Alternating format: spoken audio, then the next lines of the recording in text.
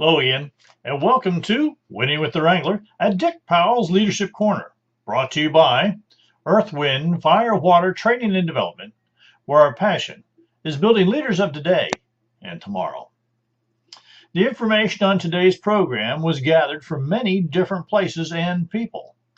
If you hear yourself in the conversation, it's not all about you.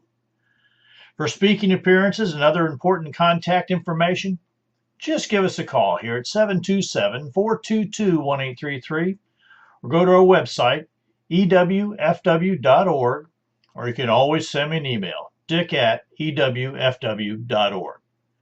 Today's program is going to talk about some things that I believe are really, important in today's world.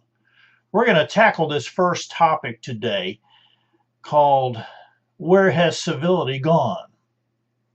Now, the reason I'm bringing this up at this present time is it seems in our nation, as in America, it's even around the world, and no matter where we go, this thing called civility seems to have been lost. So let me tell you a little story. You see, the other day I stopped and, I did the terrible thing. I stopped and held the door open for a young lady at a supermarket. That's things I've done in my whole life. I was taught by an early age, you open the door for a lady. That's just what you do. Well, the reaction was not really what I expected this morning. She looked at me and said in a very loud voice, she wanted to make sure that she was heard by everyone around us. She proclaimed that I don't need you to open doors for me. She walked away in a scowl, and I was left there wondering as to what just happened and why. In my mind, it was a simple act of courtesy. Yet, it wasn't how it was received, and I still wonder why. You see, I was raised to say yes, ma'am, and no, ma'am, and yes, sir, and no, sir, open doors for ladies, walks next to the curb instead of the lady walking next to the curb in case somebody drove by and splashed. There was just a whole lot of things that I was taught. Well, I went on to the next store, and on the way, an older driver did not see me and about ran into me. He then proceeded to yell nasty things at me and drove off.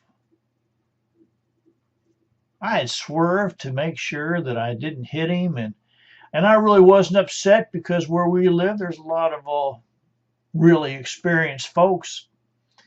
And, sometimes, we all get a little older. We don't see as well as we used to. But again, I was left to wonder what just happened and why no civility was shown between the two.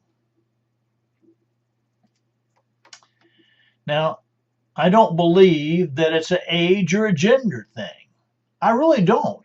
It seems that we have lost the ability to be nice to one another. And that's the part that I want to bring to the forefront. You see, leaders, people do what people see and people repeat what people hear. So it's our duty, it's our job, it's what we are called to do to bring civility back into this world. The thing about being able to speak nice to one another. You see, using foul language and vulgarity, I have to tell you, just is not necessary, and I just don't like it. Now, I won't tell you that there isn't times when I've been out in the garage or making something and hit my thumb with a hammer and didn't say some words that I regret. But I have to tell you, it seems like anymore, when I'm out and about, I hear not just young people, but people of all ages using vulgarity as a normal part of language. And that does bother me. You see, it's also in our actions. When someone holds the door for you, just say thank you. When someone gives you a compliment, say thank you. Just simple things. In a parking lot, it amazes me that there's all these shopping carts sitting out there, and My wife and I, we always, when we get out of the vehicle, we grab one or two and we push them back in. It's not a big deal, but we've seen people take the time to try to jump them up over a curb and park them just so they don't have to walk 20 steps back to the store and return it. I'm in awe that we as leaders aren't doing a little bit more to understand that young people are watching us. People from other countries are watching us. Everyone is always watching each other. And I know your mother brought you up like mine. Don't judge a book by its cover, but we all do it. And even Mom did it too. Yes, and I want you to remember, people do what people see. They do what you do because they try to pattern themselves, and so these actions of vulgarity and non-civility and these things just seem to be procreated. That might not be the right word, but it does seem like they're raised by us. And only we can make that change. You see, civility means courtesy, politeness, manners, good upbringing. In today's world, I see oftentimes more and more that there's just not enough real mothers and fathers. I see a lot of people have children, but I understand also that those mothers and fathers, a lot of them didn't have mothers and fathers who didn't have mothers and fathers who didn't teach them, who didn't teach them, who didn't teach them. And that's a shame. We've lost that world where we worked closely to our family and we learned those lessons, some easy, some hard. But the thing of having politeness to one another, the thing of having good manners is important to this world. Now, here's some thoughts I'm going to shove your way, because I think this is so important, this thing of civility in today's life. We as leaders have that responsibility, and we as leaders need to grasp a hold of it and make it happen. So it's time to instruct parents that have never learned their manners. Now, I'm not saying go out and beat them over the head and slap them up or whatever, but we can do it in a way where we can have some parenting classes. Now, a long time ago, my wife and I, we were just starting to have our family, and we went to a class called PET, Parent Effectiveness Training. I have to tell you that in that class, we learned more than we had ever known before, and we patterned a lot of our way we taught and raised our children by that, and it was only a good thing. Now, I have to tell you that a terrible thing has happened. I've often gone to the local churches and offered to teach that class.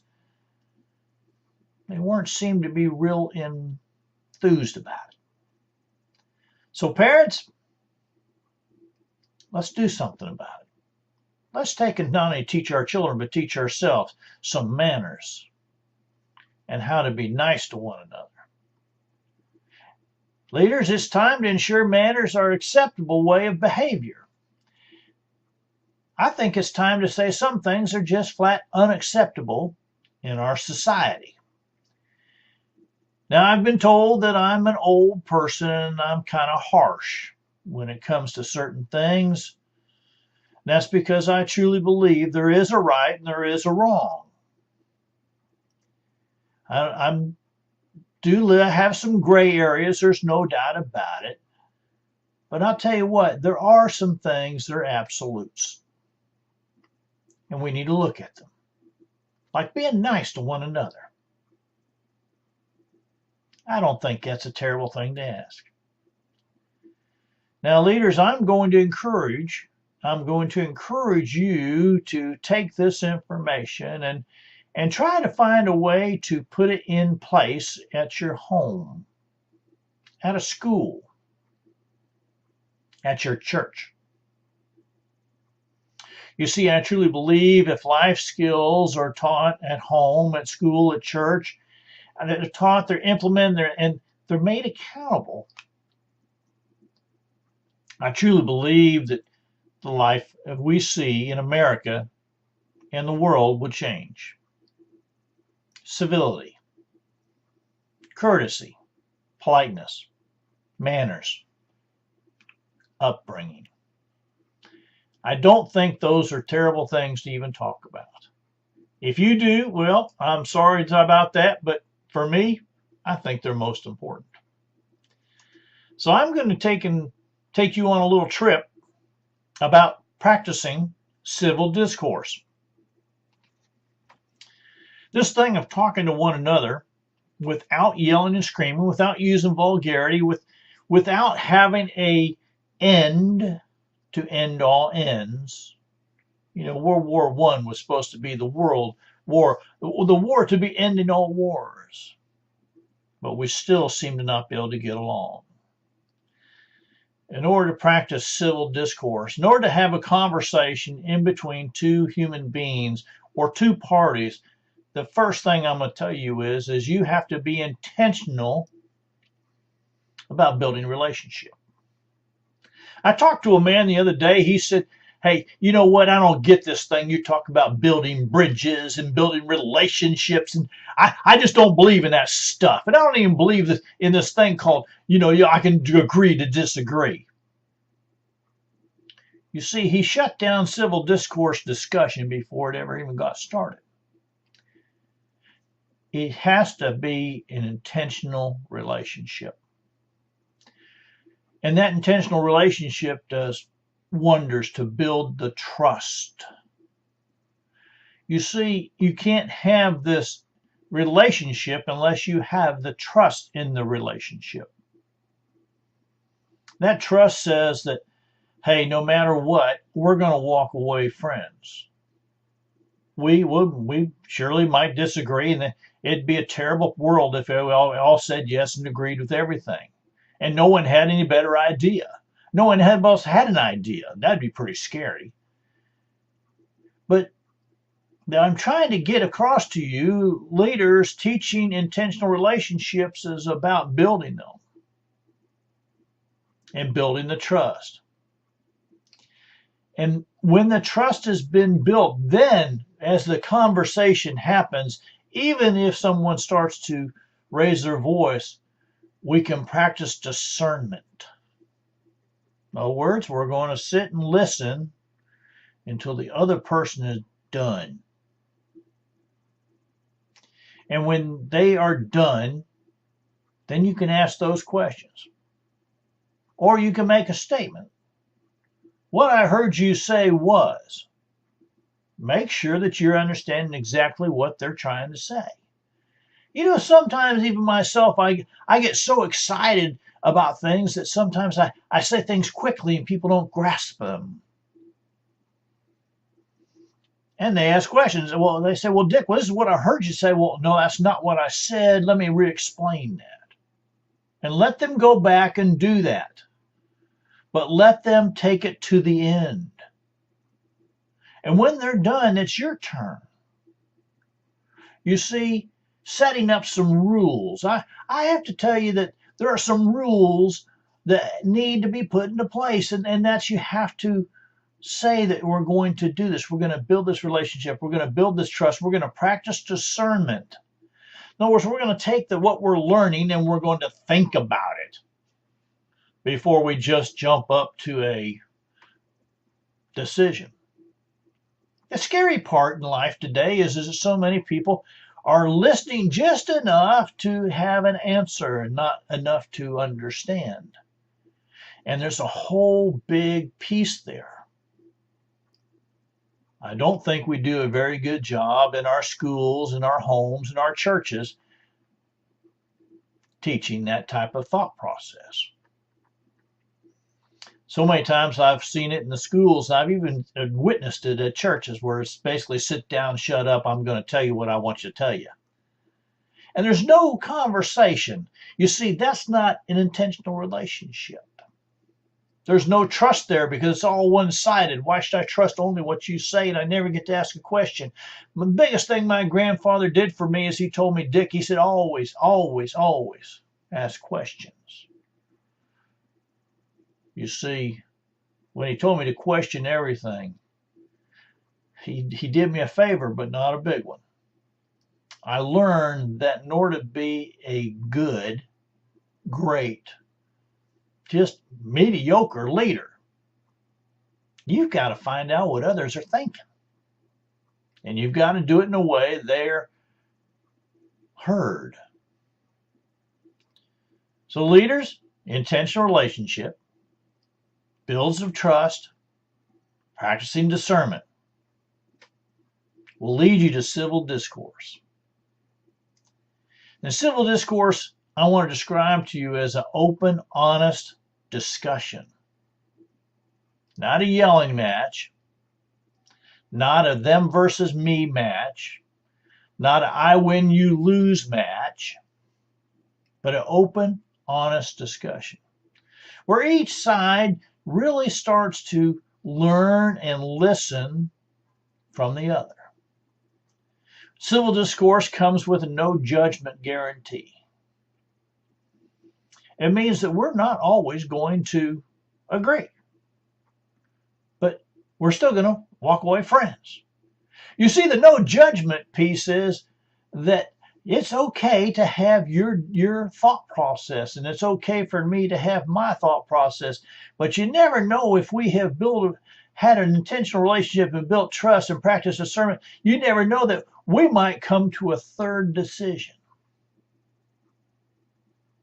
And that's where 1 + 1 = 3. You see how this can work. Civil discourse also breeds another opportunity. It breeds lasting relationships with the ability to always have those conversations.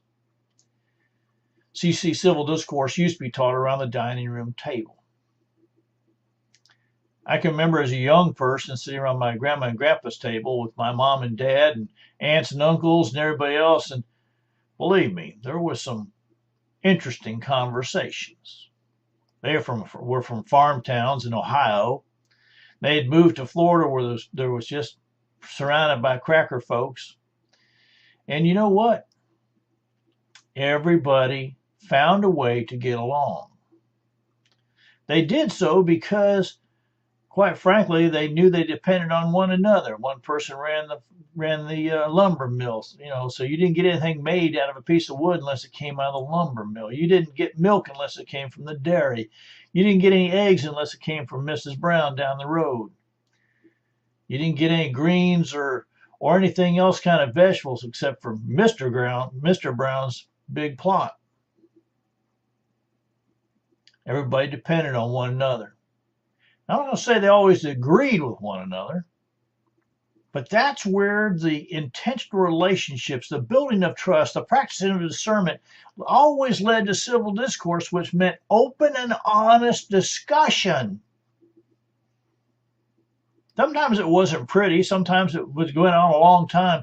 And I'll tell you what, sometimes those dinner table conversations, I wanted to walk away. But my grandfather always found a way to keep us there at the table until it was done.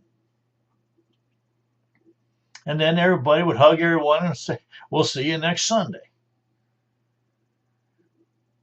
Our family's mostly gone now, and we just have a daughter and her daughter and her husband. And I miss those Sunday dinners. I miss the open, honest discussion around the table. Now it seems like we have hushed discussions in 1 and 2s. Not all together. What a shame of what we're missing. Leaders, take this to your people. Understand that people do what people see. If they don't see you building intentional relationships, they don't see a trust being built between you and someone else. They don't see you practicing discernment and having an open and honest discussion with no judgment, but building lasting relationships. Well, I hate to tell you this, but they're not going to do it either. You see, that's why I started off with this first piece, this where's civility gone? Because I believe it moves from one to the other very quickly when we're not doing this. When we're not pulling a chair out for a lady as she wants to sit down at a dinner table. As we're not knowing which fork to eat from, it doesn't sound like much, but it is. When we don't open the door for someone, we don't offer a seat to someone on the bus or railway car or wherever you're at, that it's an elderly lady or a young lady, or, you're a man, stand up. It's not going to hurt you any to be nice. And ladies, understand when you see this old farmer, he's going to come in and he's going to open the door for you. He's going to probably, like my wife, I'll run around the truck and open her door for her to get out. I'll go over there and open the door for her to get back in. You see, those are just things, they're just polite. When someone cuts you off in traffic, try to understand, maybe it was a mistake. You don't have to flip them the bird or yell and scream or anything else. In traffic, slow down. You're going to get there. You see, there's just little courtesies. When you're out somewhere and you overhear someone say something you totally disagree with, well, do you have to chime in and say something nasty? You see, I found out the other day that an old timer I was kind of interviewing him, and I was asking him a lot of things about some wise words, and he pretty much laid it down on me. He says, mean people didn't just happen overnight. They've been mean most of their life. I said, what do you mean by that? He said, well, it's a choice. They made a choice to always be negative and loud and whatever. They thought people weren't listening to them. And I have found that people don't listen to people who are really loud. Practicing civil discourse, it's not easy. I'm not going to fib to you. There are people who I just struggle with trying to build that intentional relationship with. I disagree with them so much that it's hard for me. But I also know that people are watching. How am I going to handle this situation? Do I really try my best to build that relationship? Do I do my best to build a bridge, a trust level, so we can have the next step of open, honest communication? When someone tells me that they're not interested in building a bridge, that they don't care, I have to tell you, I almost take it as a challenge to find a way to build a bridge. You see, I think it's that important. I think it's that important when you find someone you just really disagree with, find out why. Is it personal? Is it just guttural? I mean, is it just something in your gut that turns over when you see them? What is it? My grandfather said, everybody's good somewhere, sometime.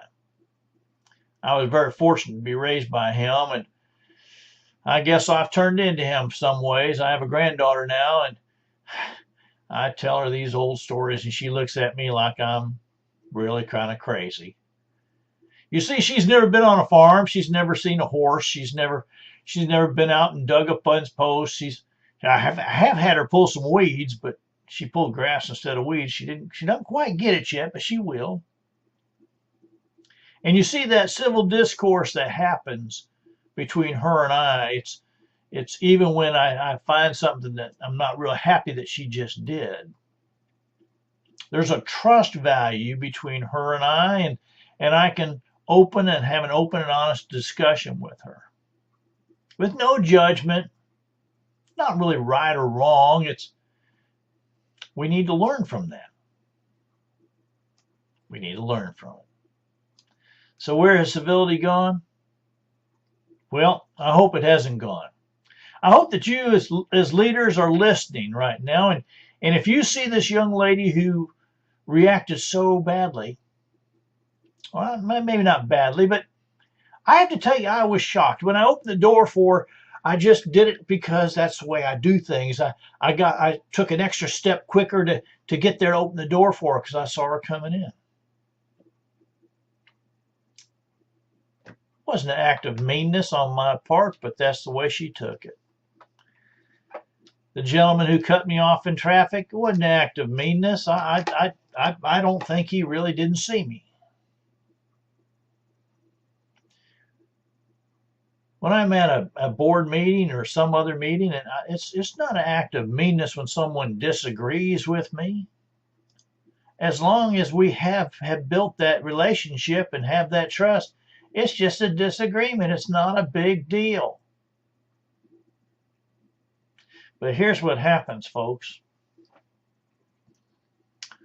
When you haven't been intentional about building that relationship and there is no trust, where there's no trust between the two participants or the two groups, that's when anger happens. And when it starts like a wildfire. Starts little and gets more heated and heated. And next thing you know, the brush is on fire and the fire is jumping to the top of the trees.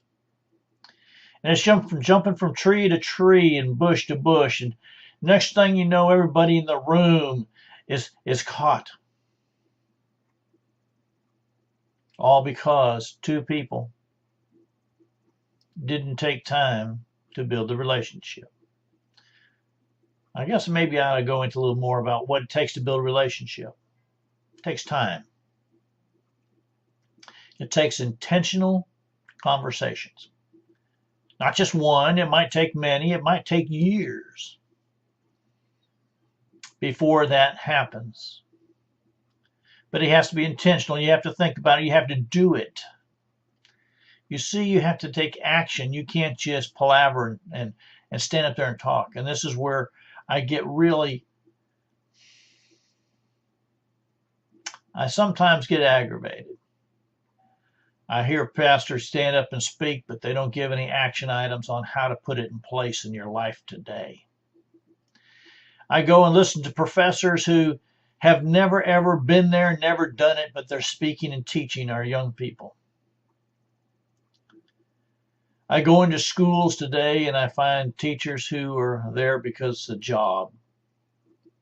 It's not a calling. As I go around the country and speak on leadership, I see leaders in the audience cringe when I talk about personal accountability. I see them cringe when I talk about building relationships with the people that work with you and not for you. I see leaders in all shapes and sizes in every piece of the community shudder when I come and talk about building trust and practicing discernment. I certainly hope that we can get over it and we can move forward. To learn how to practice civil discourse, to take and put it into our lives as a natural part of our world, to take civility and push it even farther, to know that civility means courtesy and politeness and good manners. I see our time is coming to a close like usual. And on behalf of myself, Dick Powell, and the whole Leadership Corner team, we want to say thank you for being a part of today's program. Our hope is that you've received a nugget of wisdom and guidance that will help you build on your leadership ability. If you have any questions or comments on today's program, we encourage you to give us a call here at 727-422-1833 or send me an email at dick@ewfw.org. And when you know that you need one of the best keynote speakers in the country, speaking on instruction or business or personal accountability and leadership, just again, give us a call at 727-422-1833. Send me an email, dick@ewfw.org. You know what? Go to the website, www.ewfw.org. Click on that little button, leave me a message. I'll get back to you as fast as I can. Until next time, DW the Regular saying, ride hard, ride fast.